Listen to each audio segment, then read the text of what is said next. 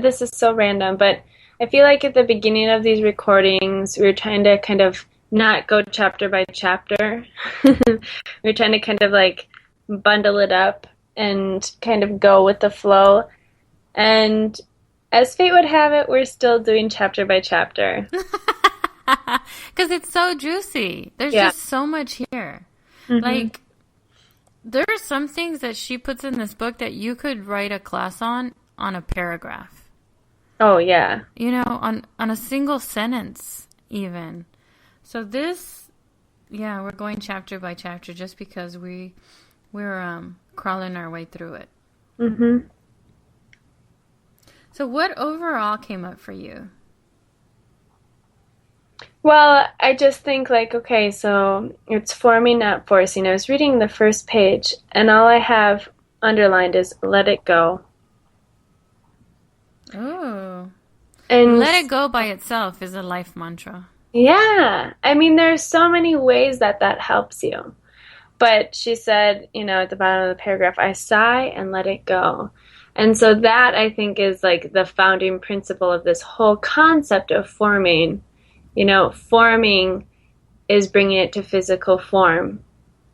But it's, you know, we'll go through that whole process of what she talks about. But the fundamental key to this whole step of forming is letting it go, not having that attachment or to the emotion of it all. Just letting it go. So I liked that right away, off the bat. Well, and so letting it go means allowing it to form in however way it wants to become. So when we try to attach ourselves to a specific outcome, we don't allow what wants to be to happen. Mm-hmm. I don't know why I just got the image of like an overprotective parent when you said that. You know, if you think of a child, all you want for your child is like a happy, well-lived life. I'm speaking as a non-parent, so that's my assumption. I'm speaking as a child, as a daughter. And so it's like, I think of those like overprotective parents who are always there and ready to like catch everything and, you know, just there all the time. It does, you know, I feel like that works against the whole process of growing up for a lot of individuals. And so, yeah, that's just like an example in itself of like, if you let something grow on its own, if you let it bloom, it ends up being what you initially wanted and desired for it in the first place. Don't you think? Or better. Well, actually, it usually, in my experience, it's always come out better. If not 10, like 100 times. Sure. Beyond my imagination of better. When you were talking about what you want for your kids, I went off into sort of space. Because I have 2 grown children, Sarah. Mm-hmm. I can't even believe it. Like, that's literally what my mind went to. Is like, I cannot believe they are quote unquote raised. And they taught me so much more than I taught them. They taught me so much more than I taught them. Just watching them, just experiencing them. And that's so. No. I have drop your resistance. You said let it go, and I have drop your resistance. Because any suffering that we're going through is because we're holding on to something, and so when we drop it, then there's no resistance. We allow it to flow.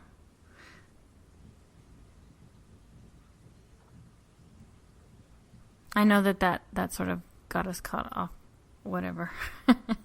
No, I think I just am I have all these images coming to my head, and it's really random. So it's like, I am totally random too. Should I share right now? Yes, share your random image. Well, when you're talking about that idea of dropping your resistance, I don't know why, I just think of a hand. If you have something that you're holding in your hand, that's kind of that graspiness, that's that resistance. You want to keep it. Mm-hmm. But if you open your hand, you know, that's when you're able to allow and accept things that you weren't necessarily aware of when you were in that resistance stage. And I don't know, I just think of that action. If you pay attention to your body when you have your hand clenched compared to when it's open, which feels better? Right. No, that wasn't random at all. That feels very good. Now the second the second line of the beginning of chapter 12 says, forming, not forcing, whatever you want. Don't you think that whatever you want is a little bit tricky? Figuring out what you want to form? This leads into something that I had underlined that I think is also, I said letting it go is the key concept. Mm-hmm. But on page 222, it says, what you expect most deeply is what guides your behavior, which determines what you form. And so whatever you want is on that conscientious or that conscious level and that subconscious level. So yes, it's very tricky. What paragraph is that on 222? It's the top paragraph. It's 1, 2, 3, 4, 3 or 4 lines down. Did you say 222? Mm-hmm. It's a fragment, kind of. It's not the beginning of a sentence. Mm-hmm. What you expect most deeply is what guides your behavior, which determines what you form. And that goes into what she calls accidental forming. Mm-hmm. So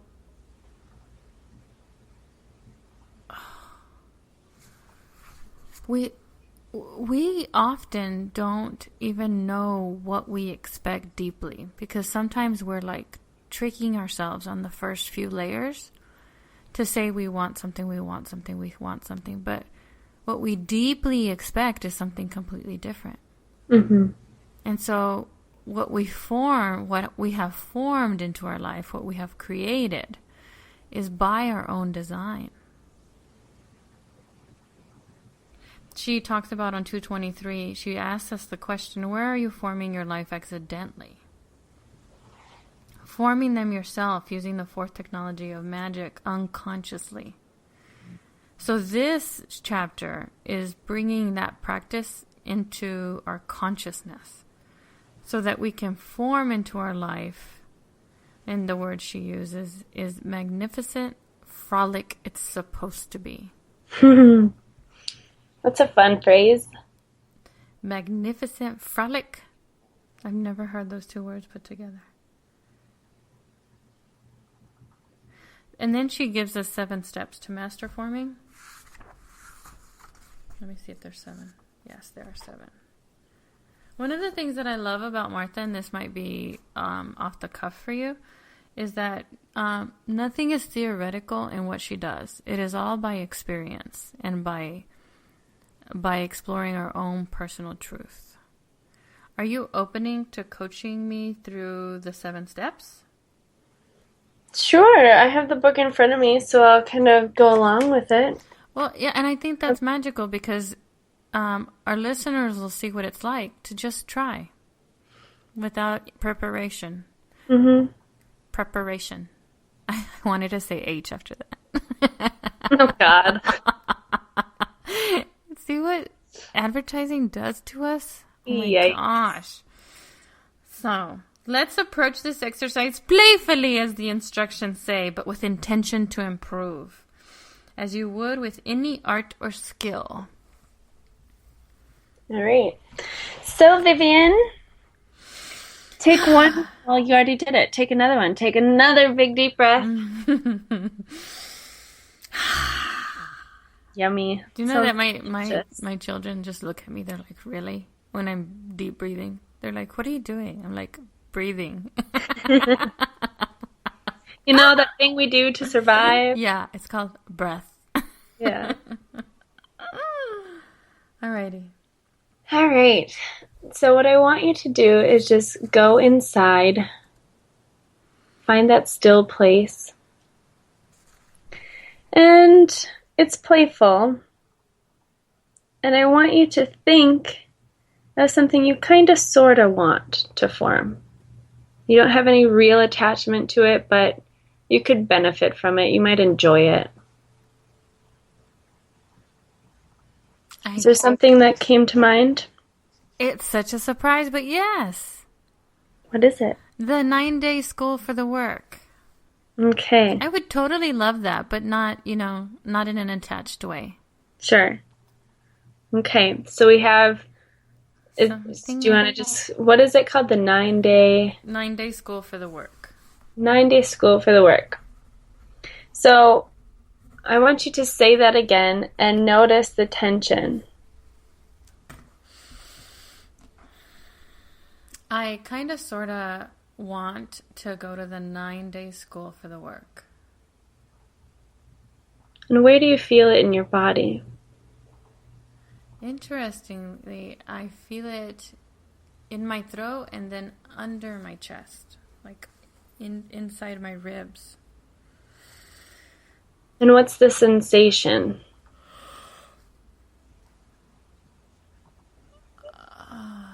In my throat, it's a warmth. Weird.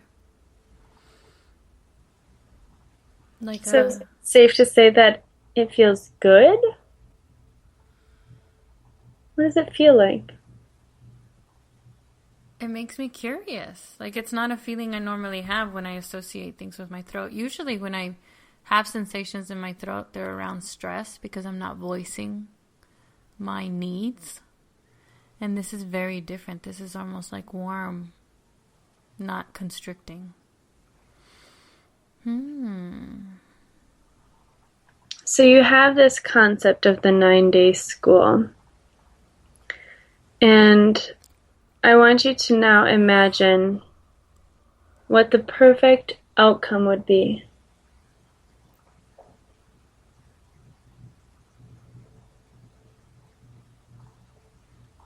The perfect outcome would be not just going to the school myself, but going with a friend or with David. So you could go to the 9-day school with me. Okay. I am forming it into being. All right. And think of that now, involving someone else with you. What does that feel like? It feels like sunshine coming out of my throat. So Mm. it's like the warmth got raised. So it's the same location, just an intense positive feeling? Yeah. Like I had to take a drink of my tea. Okay. It feels lighter too. And so you have this idea of the school, attending the 9 days, and with a person. But now I want you to go deeper with it. And I want you to focus on the essence at its core.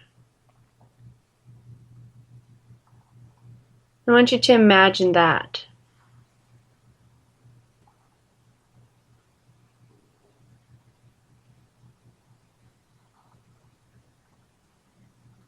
And what I want you to do is imagine it, and then I want you to start playing and letting that image go, not being attached to it. You're still aware of it, but that desire isn't necessarily there. And if you can, go back and forth, exercise the feeling for yourself.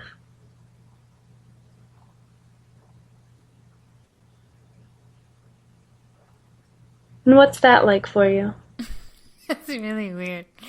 It's like, so what's coming to mind is like when you show a little kid a lollipop and they open their mouth and you go, no, never mind. You're like, here, no, Get away with the person. And they never stop like opening their mouth and leaning in like, I'll take it. That's, that's what it felt like, oh.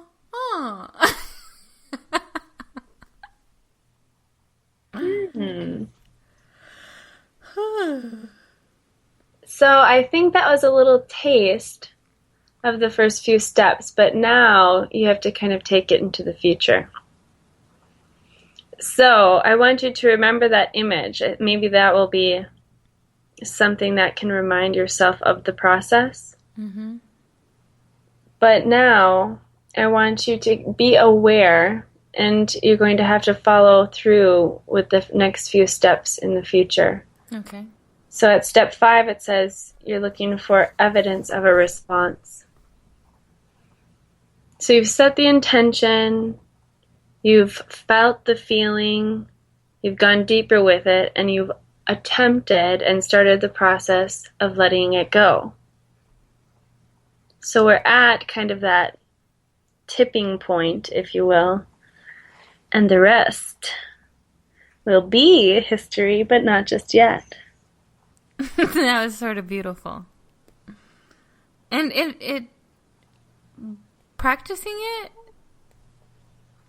seemed so much more easier than reading through it, if that makes sense.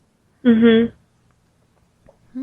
Well, what I love about Martha's books is she always says this.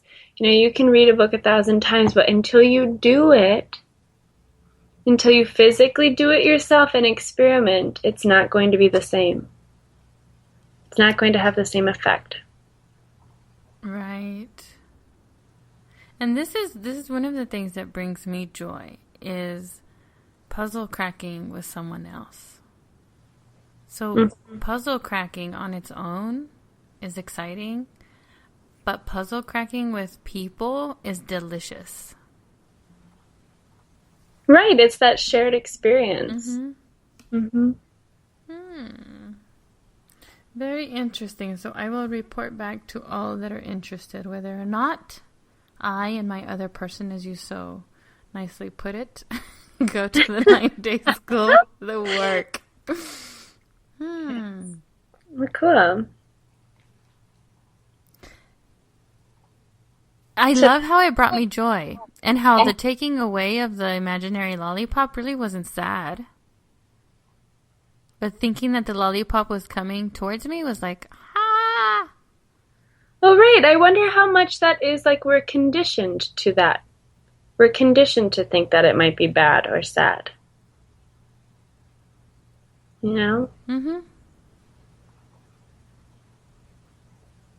I wonder what the lollipop's going to taste like. What flavor it will be. And,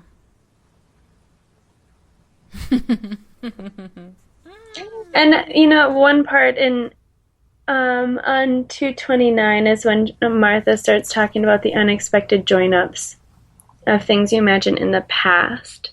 I think forming, obviously, it's the hardcore, tangible, real stuff, if you will. And so a lot of people might like this part of the process. But I think throughout the whole process, there's still all of those other elements involved. And that other concept of, I don't want to say other concept, just the combined concept of oneness and how it's all working together. It's that lack of randomness that people think the universe is. Things and coincidences are so random. But I think once you get in these practices more and more often, it will become more evident that it's not so random. And I think this part of like having things come to you from what you had desired or anticipated in the past will be like blowing your mind, kind of. There's something bigger going on here.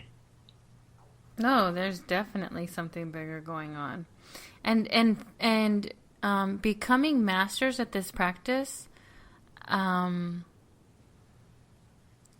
page 229 in the paragraph before the major heading, it says, once you sustain that sensation, simultaneously picturing something you kind of sort of want, feeling the pleasure of having it, and staying anchored happily in the present, you'll be pelted with pennies from heaven.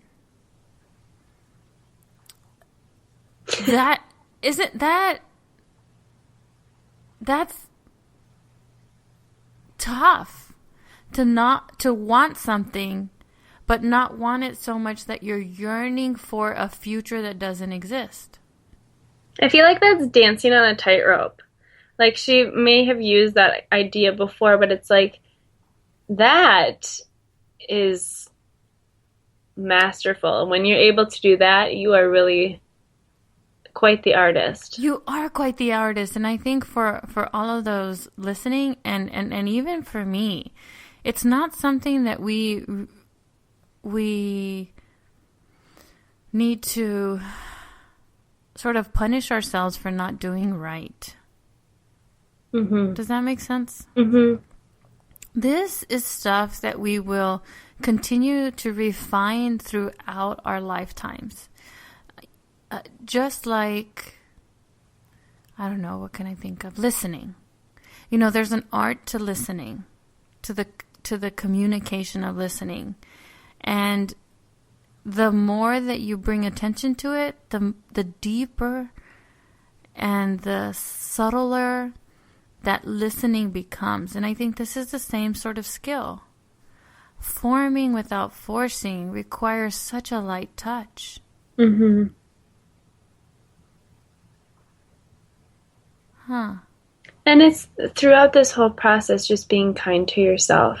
Knowing that this is a skill that you're acquiring, that you're practicing with, that's unlike a lot of stuff you've done in your past. You know, a lot of times we put those expectations on ourselves.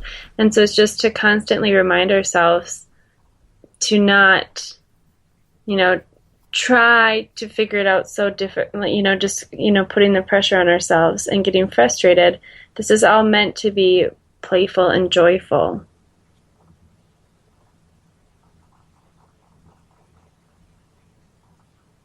She writes on page 228, the zone where magic occurs is so detached it may feel almost boring, but only by contrast with manic excitement.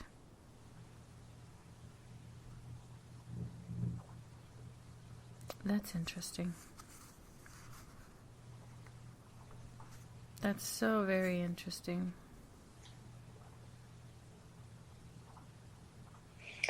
Yeah, this is backtracking again, but I had this underlined. Real forming is a process of inviting universal oneness to play with an individual human imagination. I like that.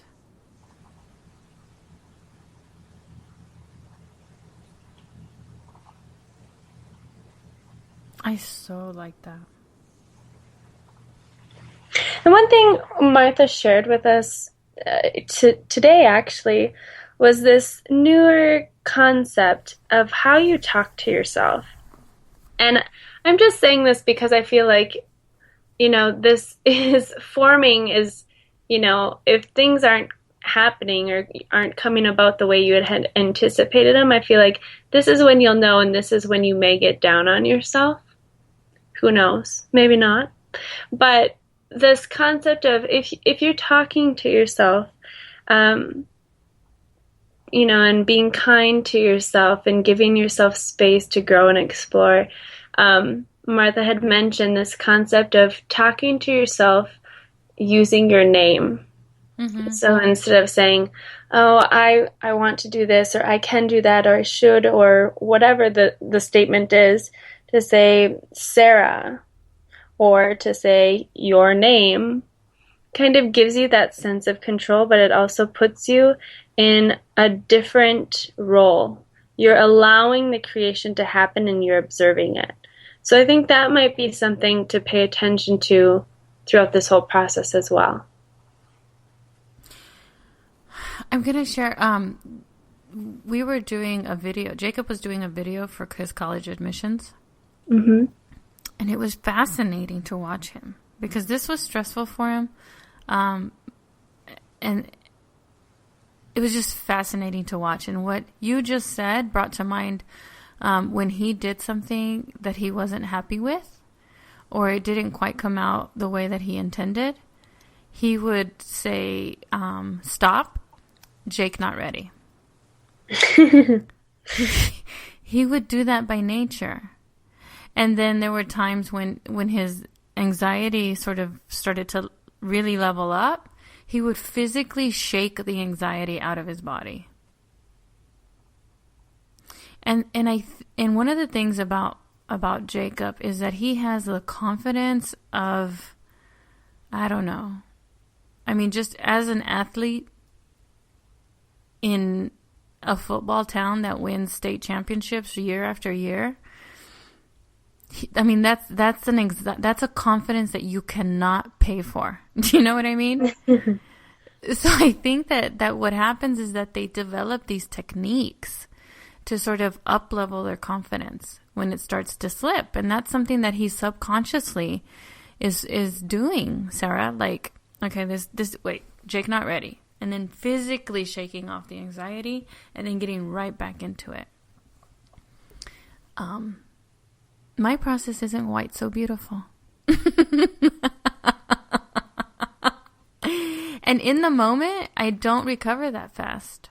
But when I look forward 6 months or a year and I look back at how much I've grown or what I've formed, it's a lot easier to accept. Right. Than in the day-to-day, right this second, let's stop and start again. Hindsight is 20/20, isn't it? Yes. Yeah, and so it's that confidence that you have to let grow also. It's that sense of faith. And one of the things that I wrote down from this conversation that you referenced at Martha, it was her quarterly coaching call with Martha Beck coaches, is to reawaken to your own way of being in the world. That's actually what I see now in what Jacob was doing. When he was sort of unbalanced is when he was starting to think of the person on the other side of that camera, or the person who was going to see that and make a judgment. Yep. And so when he would balance himself, he would remember his own way of being in the world. And we have so much culture and we have so much society poured over us that to reawaken to our own way of being is like a rebirth. Mm-hmm. It's like being born again. And starting by over. Your own doing, by right? Your own doing, yeah. There's a quote that comes to mind by Buddha that says, and I'm going to chop it up a tiny little bit, but carpenters shape wood, and I think he talks about bowmen shaping the bow, and men should fashion themselves. Mm-hmm. Like we create, whether accidentally forming or intentionally forming, we create what's in front of us. And so if there's something that we've created that we don't, it's created because it's what we believe. Like that very first statement that you said in the beginning. It's our deepest held belief. So it's like bringing bubbles up to the surface when we look at our lives. Mm-hmm. I love that. Our life is a mirror to our beliefs. And on that note, yeah. Do you have any final thoughts for Chapter 11, Forming, Not Forcing, Whatever You Want? Chapter 12, I believe, but no. Thank you, sorry. I like that idea. Say that again. Your life is a mirror for your deepest beliefs. Is that what you said? That sounds good too. When things like that come up, I don't even remember what I said.